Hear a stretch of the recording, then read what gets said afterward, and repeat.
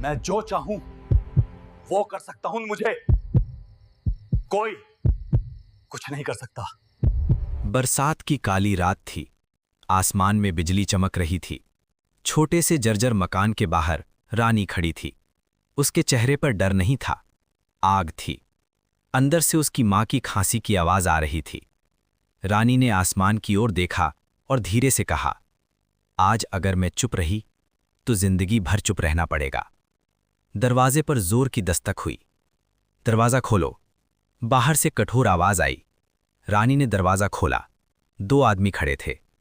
नेताजी बुला रहे हैं। रानी की आंखें सख्त हो गईं। कह दो, मैं बिकने नहीं वाली। दरवाजा बंद। कट्टू, कुछ दिन पहले सुबह का समय था। रानी सिलाई मशीन पर काम कर रही थी। उसकी मां चारपाई पर बैठी थीं। बेटी, दवा खत्म हो गई, मां ने कमजोर आवाज में कहा। रानी ने मुस्कुराकर जवाब दिया, आज ट्यूशन के पैसे मिलेंगे मां, आप चिंता मत करो। बाहर चुनावी गाड़ियां गुजर रही थीं। लाउडस्पीकर पर आवाज गूंज रही थी, गरीबों का मसीहा विक्रम प्रताप। रानी ने खिड़की से बाहर झांका। बड़े बड़े पोस्टर लगे थे। उसी समय काफिला मोहल्ले में रुका। गाड़ियां, सुरक्षा गार्ड, भीड़। विक्रम प्रताप गाड़ी से उतरा। महंगे कपड़े, आत्मविश्वास से भरा चेहरा। उसकी नजर अचानक रानी पर पड़ी। वो कुछ सेकंड तक उसे घूरता रहा। कौन है ये लड़की? उसने अपने आदमी से पूछा। गरीब घर की है सर, मां के साथ रहती है। विक्रम हल्के से मुस्कुराया। मदद करनी चाहिए इसे।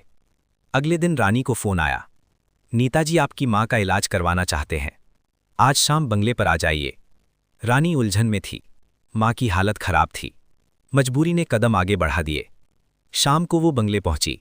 विशाल हॉल, झूमर, चमकता फर्श। विक्रम सामने सोफे पर बैठा था। आओ रानी, बैठो। रानी खड़ी रही। आपने बुलाया था। विक्रम ने गिलास मेज पर रखते हुए कहा, तुम्हारी मां का इलाज, तुम्हारा भविष्य, सब बदल सकता हूं मैं। किस कीमत पर? रानी ने सीधा सवाल किया। विक्रम आगे झुका। थोड़ा साथ देना होगा, समझ तो रही हो। रानी की आंखों में आग जल उठी। मेरी गरीबी आपकी हिम्मत कैसे बन गई? विक्रम का चेहरा बदल गया। सोच लो, वरना ये शहर छोटा है। रानी बिना जवाब दिए चली गई। कुछ दिनों में सब बदल गया। ट्यूशन वाले बच्चों ने आना बंद कर दिया। मोहल्ले में फुसफुसाहट शुरू हो गई। नेता के बंगले गई थी। कुछ तो गड़बड़ है। मकान मालिक आया। हमें बदनाम लोग नहीं चाहिए, 1 हफ्ते में घर खाली करो। रानी ने दरवाजा बंद किया। अंदर आकर वो फूट फूट कर रोई। मां ने उसका हाथ पकड़ा। क्या हुआ बेटी? रानी ने आंसू पोंछे। कुछ नहीं मां, बस लोग बदल गए हैं। उसी रात उसके फोन पर एक वीडियो आया। उसमें नेता का आदमी मोहल्ले में पैसे बांट रहा था। जो कहेंगे वही बोलना, लड़की के खिलाफ। रानी की सांसें तेज हो गईं। तो ये खेल है। अगले दिन रानी अपने कॉलेज के दोस्त आरव से मिली।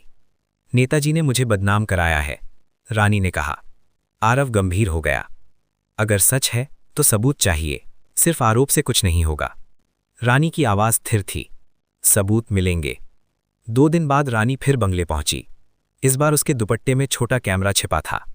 विक्रम ने उसे देखकर मुस्कुराया। आखिरकार समझ आ गया तुम्हें।